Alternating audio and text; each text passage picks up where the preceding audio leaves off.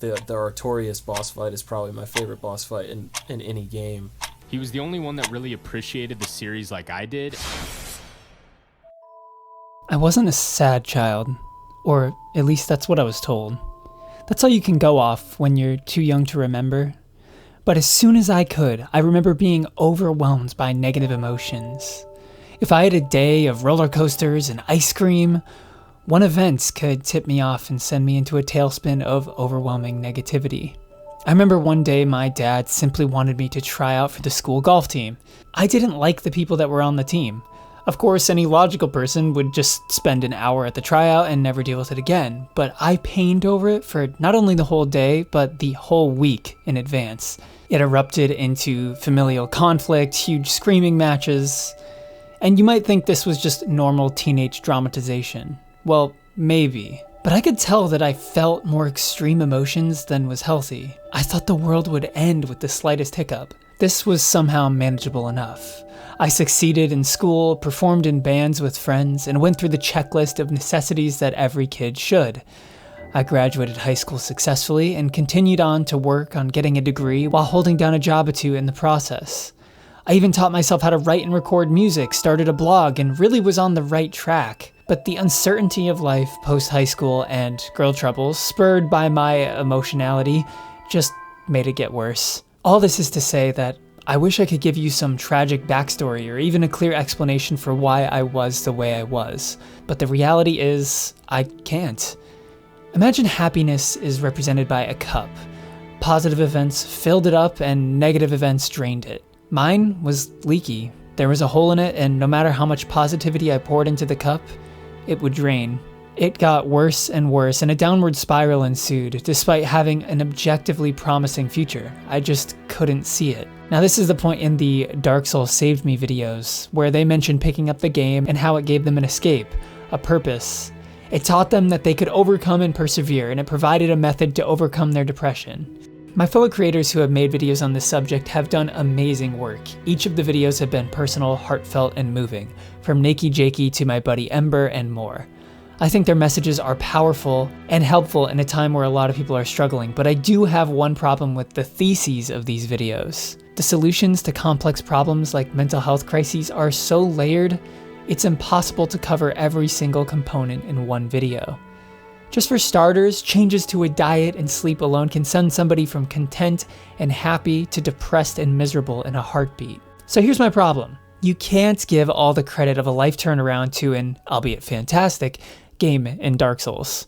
And that's because the change didn't come from the game, it came from you, your family, your friends, and your choices. It might sound like I'm playing some sort of linguistic game, but I'm not. This is a serious distinction. I did pick up Dark Souls 3 near one of the darkest moments of my life. As I struggled through 2017 and beyond, I discovered it and instantly played 70 hours in 5 days.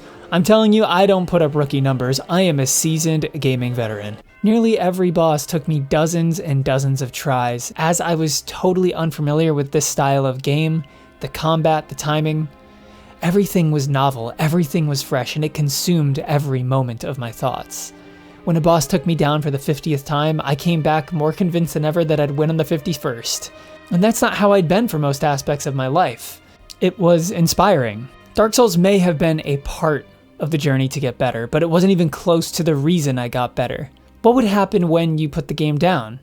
Well, I got to a point in my life where years of professional help and medical intervention barely kept me going. But the most important part of it all was that I was trying to improve my life and myself. Souls did provide me an escape and a challenge and everything that all my peers have mentioned. It was a surrogate for the challenges of life when life is too daunting. And it encourages that spirit of resilience, not giving up no matter what. But you can't say Dark Souls saved you. You saved you. Dark Souls was one of the tools that you used to get back on your feet, and that's beautiful. There's a reason it's my favorite game series of all time, and it's not even close. But for the people who are severely struggling mentally, it's more about the refusal to give up. That climb is going to be thousands of steps, and Dark Souls might help you get through the first 20, but it's not going to be there for every moment. And if you don't find Dark Souls or this video, you're not doomed. With a support system and a reluctance to accept failure, none of the struggles can keep you permanently down, even if it takes a decade to get better.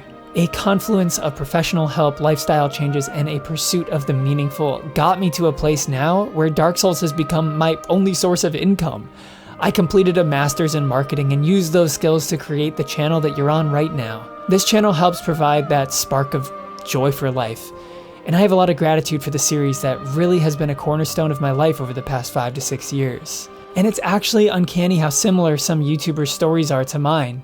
Nikki Jakey's in particular. He was an aimless, struggling musician with girl troubles, and Dark Souls helped him out of that hole. And I was an aimless, struggling musician with girl troubles, and Dark Souls helped me out of that hole. But I just want to say that there is a difference between being depressed and having depression. Colloquially, when people say they're depressed, they don't really mean that they have a clinical diagnosis of depression very often. No amount of gaming is going to fix major depressive disorder. If you're just having a rough patch of life, which everybody's going to have at some point, maybe Dark Souls could save you from that.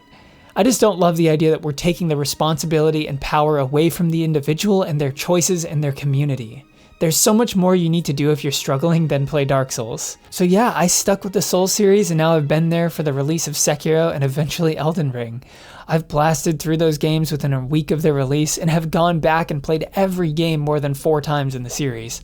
Somehow, I still haven't gotten tired of it, even though I've made over 50 videos on it too.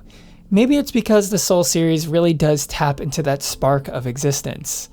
When I get sucked into one of these worlds, there is almost nothing that can reach that level of immersion. I think it can give off the wrong vibe that Dark Souls can save you, and if you're really struggling mentally, all you need to do is play these games. But I will say that they can help you discover a new way of thinking, a new way of accepting failure and defeat, and that really does translate into the real world. And I've gone this whole video without even mentioning the fact that the game, at least in my mind, very clearly presents allegories to depression and, I guess, nihilism, existentialism, the meaningless of existence, and the futility of our efforts to fight back that meaningless. I actually found some of the most rewarding components of this game to be peeling back what these thematic layers meant. And that meant delving into these stories that are told so eloquently by so many amazing Souls YouTubers. Although that is very clearly not a Soulsborne exclusive, as movies this year such as The Banshees of Inisherin and Everything Everywhere All at Once, or even The Batman, all do a great job covering topics like these. So there is something out there for you.